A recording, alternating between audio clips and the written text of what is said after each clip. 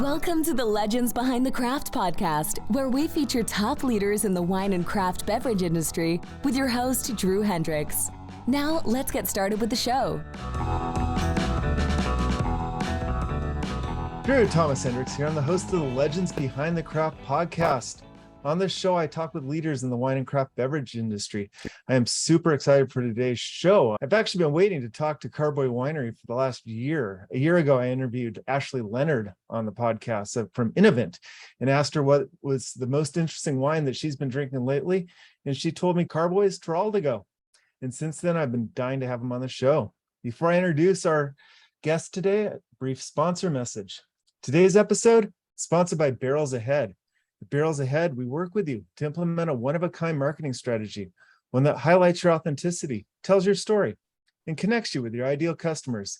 In short, we help wineries and craft beverage producers unlock their story to unleash their revenue. Go to barrelsahead.com today to learn more. So today, I'm super excited. We have Tyzok Wharton on the show. He's the head winemaker at Carboy Winery in Colorado. How's it going, Tyzok? Oh, well, good morning. Thanks for having me. Oh, thanks for being on. So I got to just jump right in here. Tell me about this Teroldego. So the 2019 Teroldego that Ashley was referring to, first foray into utilizing that variety. It was planted by one of our growers in 2016, I believe. So I think it was second or third leaf for that particular bottling, the 2019. And it's, weather permitting, it's pretty remarkable grape for this particular region. It ripens rather early, and we didn't use a lot of new oak on this, just to try to see. It was our first iteration, so we're just trying to see how the fruit itself presented itself, and we were quite pleasantly surprised with such a young vines, what it led to. Yeah, and so it's typically grown in Portugal. Northern Italy as well. Yep. Northern Italy, that's right. Yep. Not a varietal I'm very familiar with. From the Veneto region. Most folks will probably be more familiar with Foradori's version. Elizabeth Foradori does a remarkable, she's kind of the OG of the variety. Okay. But yeah, it's a beautiful, beautiful grape. So I guess that does make a lot of sense, though, that for the high mountain regions in Italy versus Colorado shares a lot of similar geography. Absolutely. And I think the degree growing days on the Winkler scale, I believe it's zone 3 or region 3, we're kind of aligned with that Piemonte growing degree days in that regard. And so, higher elevation as well. Yeah, I definitely want to get into all, because Colorado is a region I love. I visit Durango all the time, and I'm actually heading to Mosca, Colorado in a couple of weeks here. We're going to a ranch. That's great. This is the Pata Cattle Ranch for a little agency retreat. So you'll get to experience the color changes about to occur right around the corner. Yeah, we're recording this right now. It's like the end of September. We're honored that you're interrupting harvest to be on the show. Yeah, no, we're about 100 tons in. We're fairly small in that respect. I think we're slotted for about 100, 150, 160. So we've passed that halfway point. So it's kind of been a nice pace thus far. Yeah. So as far as you have vineyards scattered all around the Colorado region. Last time I drove into Durango, we went through Cortez, and there was a couple wineries there. Can you give us a rundown of the Colorado landscape? Yeah, so there are regions in Cortez, near Durango, and then the western corners as well. But the primary AVAs, or I should say the only two AVAs, are West Elks and Grand Valley. And so Grand Valley is situated about 30 miles east of the Utah border and about 240 miles west of Denver. So over the passes, the multiple mountain passes. It sits at about 4,800 feet in elevation, and it's planted to, I think, about 800, might be 900 acres at this juncture. It's a grapevine. And then, you have a lot of peaches and tree fruits that inhabit the area as well. And then the West Elks AVA is situated about 90 miles southeast of Grand Junction. So it's a little bit higher in elevation, about 6,000 feet in elevation. So that they're growing a lot more cooler climate varieties like Riesling and Pinot Gris. So a little bit of Pinot Noir as well. Well, now the Carboy vineyards, where are those located throughout those two regions? Primarily solely in Grand Valley. So the Grand Valley Palisade area, where we had recently acquired a vineyard in defunct winery and kind of renovated it and replanted some new varieties and to root stock, because a lot of these vineyards that have been planted, decades ago are self-rooted, and phylloxera has been somewhat of an issue that has reared its head and has been dealt with in phases of replanting. And so, yeah, our vineyards from which we source primarily are the Grand Valley area. And those were self-rooted. Is that because of the freeze or just? That's the way that the vineyards were set up back in the 80s, 90s. A lot of these vineyards that we work with presently, they were not developed with root stock in mind. And phylloxera was in fact not an issue until more recently in the past decade. I wonder what started that. So before we kind of jumped ahead, I got excited to talk about the wines, but I really want to figure out, this is Legends Behind the Craft. So Tyzok, how did you get into the industry and what drew you to winemaking? Craigslist. Craigslist got my foot in the door. I had relocated from New York City, where I just got out of the military, and I was working on Broadway as an usher and going to school part-time as well and studying music theory and creative writing. And I met a gal who was from San Francisco. She was a San Francisco native, and she enticed me to move back with her to the Bay Area. And I was very excited about a new adventure. And so when I landed, I needed work, and I found this ad placed on Craigslist. Essentially, it was a glorified data entry position at a startup winery that would source grapes from the likes of Napa, Sonoma, Paso Robles, Mendocino, and custom crush them in San Francisco. So it was an urban winery startup called Crush Pad. And the founder, Mike Brill, I don't know how he had acquired these amazing sourcings, but I mean, he was sourcing, we had vineyard sourcing that was just remarkable. Biennacido out of Santa Barbara, Dr. Crane and Tokalan out of Napa, just really, really great vineyard sites, and a multitude of interested parties and winemakers that were all under one roof trying to get this company off the ground. I think it launched and I signed on in 2005, and it was a really remarkable foot in the door and means by which to cut my teeth in the industry. Yeah. So you basically just self-taught, or did you get to attend classes for winemaking? I've had a tremendous amount of tutelage under many different winemakers, but yes, essentially it's a lot of trial and error. And it's been a unique journey thus far. This is my third startup operation in the past 17, 18 years. So yeah, it's kind of been learn as you go. That's sink or swim, sink or swim. So being your third startup operation and the fact that you've just kind of gained the knowledge, what advice would you have for someone trying to enter the industry with the route that you took? Expect some obstacles and digest said obstacles and learn. Yeah, I mean, it's been a grind for certain. And I often wonder why I don't know if it's a masochistic tendencies, but these startups seem to be attractive. They're a lot of work, as you're probably keenly aware. Yeah, they're a lot of work. Yeah, I mean, third iteration in wine, something's got to stick. What excites you most about sticking with this? It's wine in general is such a unique product because it's. Did you grow up in a wine family? Like I certainly did not. No, we beer and spirits. So my first kind of aha moment was in the military. I was stationed in Fort Stewart, Georgia, and I took a little, not far outside of Savannah, Georgia, in Hinesville.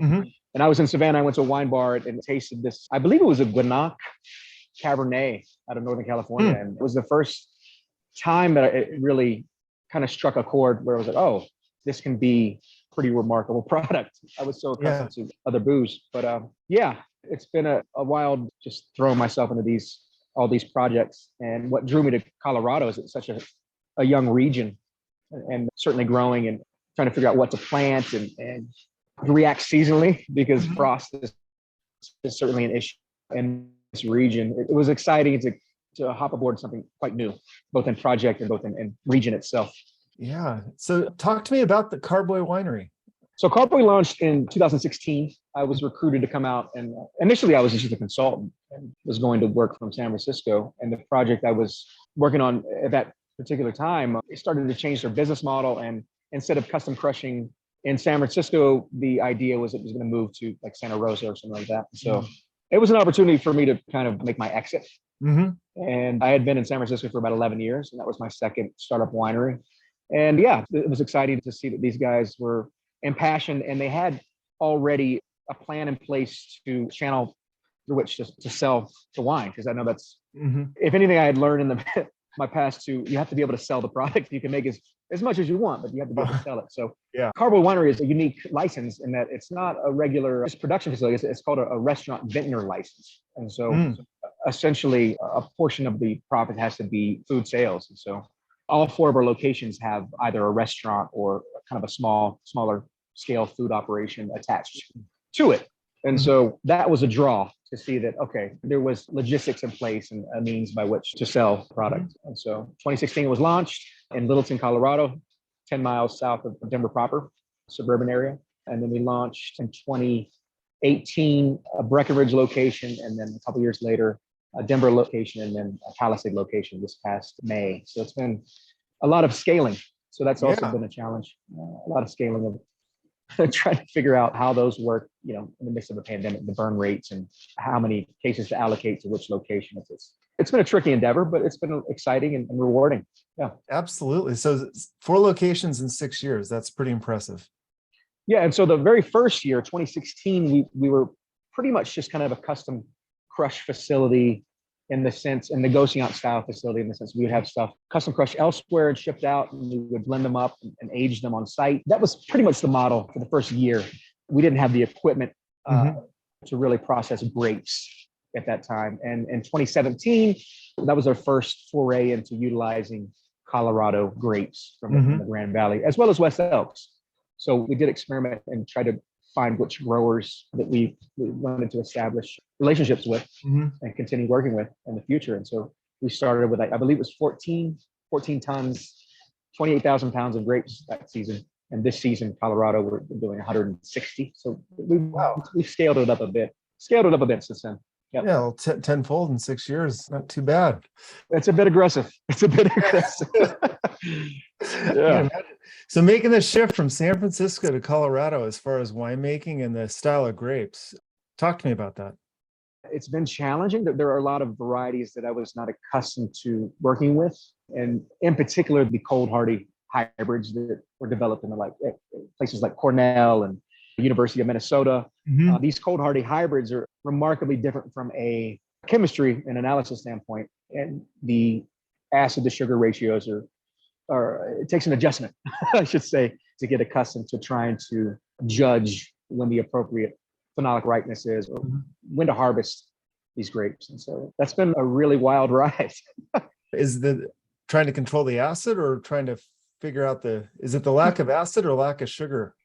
It's the level of acid to begin with. I mean, between 4 and 6 grams of TA is your usual for vinifera vines. For these non-viniferas, you see, the likes of like 12 grams per liter of titratable acidity. And it's a bit challenging to judge when to pick based on that. And we were finding that we're going pretty heavy on sparkling production. And so using these grapes as sparkling base seems to be the appropriate logical choice moving forward based upon acid profiles. Okay. So you were kind of cut your teeth in the urban winery scene. It's your third startup. I think you're in a very unique position to actually have the restaurant attached to the winery because there's so much with the hospitality. As you're growing, how do you balance the hospitality and the winemaking? We have a great team. And we brought on staff that some of their sole purpose is to manage the education side and to ensure that the rest of the staff is up to date and knowledgeable about both the region and the standard qualities that, which we want to operate under. And yeah, it's been a challenge for sure, especially with the closing of regular business this past couple of years. That was certainly, our wine club, I think, grew at that time. A lot of people were consuming. Most did. But but the hospitality in the restaurant, when you have a wine tasting room and people are tasting it, they like it, they don't like it, they have their expressions. But if you're driven by food sales and wine sales in the restaurant, you almost get all that 3-tier intel in-house. Oh yeah, absolutely. And we're self-distributed. So we have a handful of accounts and restaurants elsewhere, but our wine club, I think presently is about hovering around the 1,700 member mark and 3 different club levels. And so, we're trying to keep up with the growth of the club in general. And so we've actually, I should have mentioned earlier, we have actually teamed up with a vineyard winery out in Horse Heaven Hills in Washington. Oh, really? Called Alexander Nicole Cellars. And so, they've planted I think 30 acres, about 30 acres of vines for us a couple seasons ago, and they're custom crushing for us. They have been for the past 2 seasons. And so to sustain that growth and on the restaurant side, we do a lot of wine on tap. Yeah. And so a lot of the wine that's processed and produced in Washington is utilized and allocated for a lot of those SKUs. So we have large brite tanks, if you will, not large, but 300-gallon brite tanks that wine will be served from those vessels to multiple bars throughout the facility. So whether it be the tasting room bar or the restaurant bar, that wine is being served right to tap from tank. So it kind of, we have relied upon the 5-gallon sixtel kegs in the initial phases. Behind you there. Yeah, and then those got phased out and used only for outside accounts. So now we're serving solely from brite tank. So it's been beneficial in that respect. What's the brite tank? I'm not familiar with that. A brite tank is just a pressurized, you can handle pressure. Okay. Pressure. So we use blend of, it's a nitrogen CO2 blend. I believe it's 80-20, 80% nitrogen, 20% CO2 to flush out the wine into the tap system. Yeah, I love to see that there's like better and better wines on tap, and because it is far more sustainable, especially at a Absolutely. restaurant. It's sustainable, and the added benefit of cost savings on packaging is remarkable. Yeah, I mean, you don't have to worry about corks and bottles and labels and all of that, and the labor that goes into packaging. Instead, we're just transferring finished product into these 300-gallon tanks, and the frequency with which we have to do that is lessened, based upon the SKU depletion. Yeah, it's been interesting experimenting with how and when to re-up on particular SKUs, and that's certainly been a learning curve for me. Yeah. Oh yeah. Now, as far as the adoption of it, like with the customers, is there somewhat of a learning curve to educate the customers with the wines on tap? Because a lot of people innately just kind of think that they're not going to be as good if they're on tap. I think in the beginning, there was a tremendous amount of hesitation, but once, we offer flights, a multitude of wine flights from which to choose, and that becomes educational. And we also, obviously have wine in bottle too. And so doing side-by-side comparisons is an eye-opener, or a palate opener, I should say, to taste the side-by-side and see that, it can be equally high in quality. Now, is it between the bottle and the tap, is it pretty apples and apples, or there's always going to be a slight just because of the bottling? Yes, sometimes variety dependent, region dependent. A lot of out of the Colorado inventory is put to bottle solely. There's just not enough grapes to go around. I think Grand Valley alone is, a little under 1,000 acres planted of grapes, and you have a multitude of wineries vying for these grapes. And so, we preemptively started planting more vineyards. There needs to be a lot more planting to sustain growth. There's got to be a lot more vineyards being planted in the next decade. Yeah, that's my question. So in the last, since you started, 6-8 years ago, have you seen the more planting happening, and how's the landscape? Absolutely. Yeah, absolutely. And obviously rootstock is being implemented, and there's been experimentation with new varieties like Teroldego, for instance, and then a lot more of these cold hardy varieties to kind of pad out when there are cold weather incidents that knock out the vinifera vines. Cab Franc used to be the most consistent. I've only worked with, as I said, I only have 5 vintages under my belt here, with this one included. And Cab Franc used to be the great performer. And that last cold snap of 2020 and 21, we had 2 years back to back that were just highly detrimental to some of the vinifera vines. And they didn't come back very strong. I mean, in some cases, 50%, 60%. And so I think we'll see a lot more of these cold hardy varieties being planted. But when it is a consistent season, when it's consistent growing, there are, vinifera here, a lot of the Spanish varieties like Albarino, those seem to work quite well. And Syrah, when the season permits, quite beautiful fruit from the valley. But trying to figure out what cold hardy varieties to plant has been a kind of a logistics piece, and trying to figure out what works in which microclimates, which areas.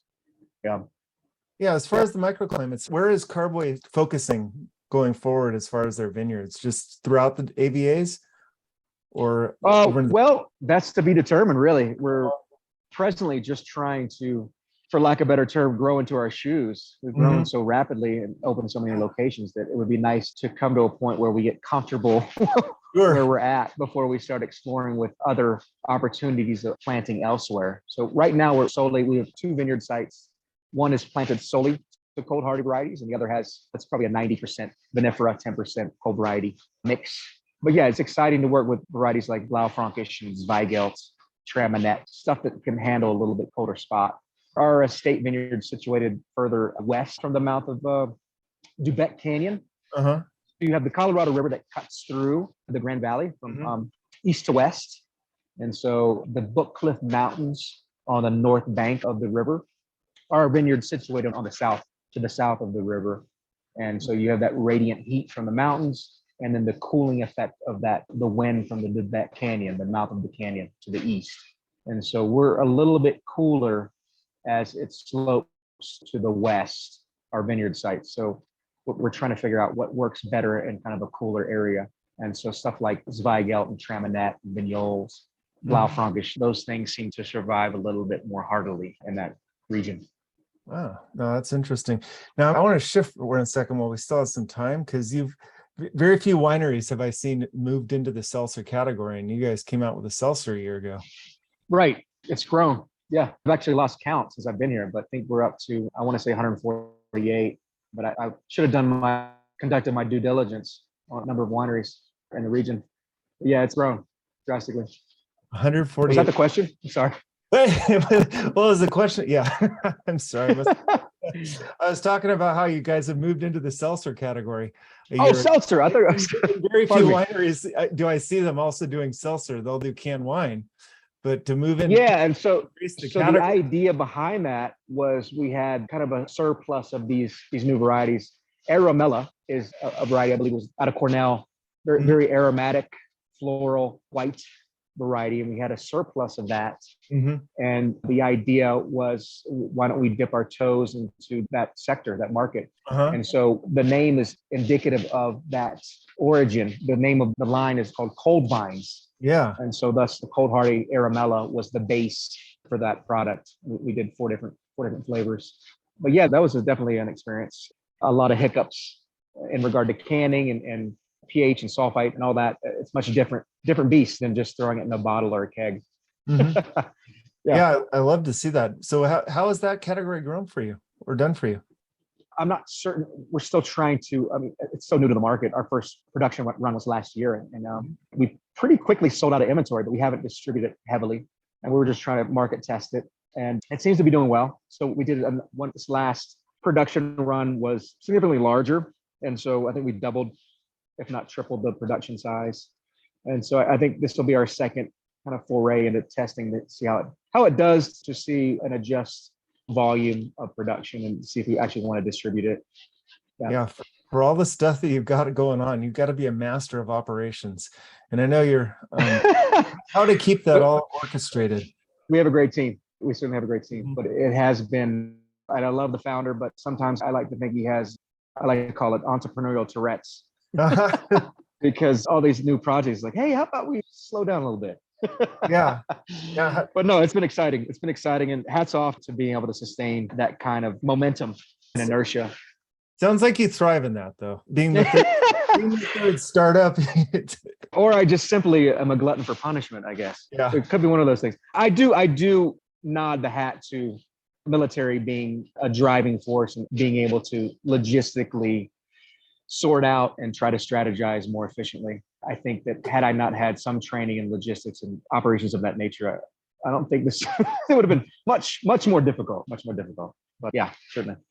Yeah, this is, Tyzok, this has been great. Is there anything you'd like to talk about as we wrap up here? And I just urge listeners to seek out and try some Colorado wine. I mean, it's a growing region. There's the passion and just remarkable strides and quality on both the growing side and production side have been really, really inspiring. Just some great folks, great community of wine growers that have worked hard to really elevate the region on a whole.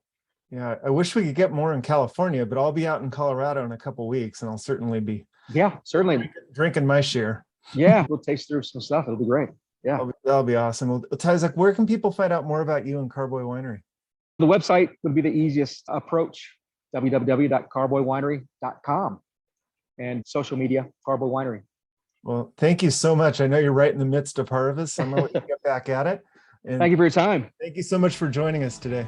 Much appreciated. Have a great day. You too. Thanks. Cheers. Thanks for listening to the Legends Behind the Craft podcast. We'll see you again next time, and be sure to click subscribe to get future episodes.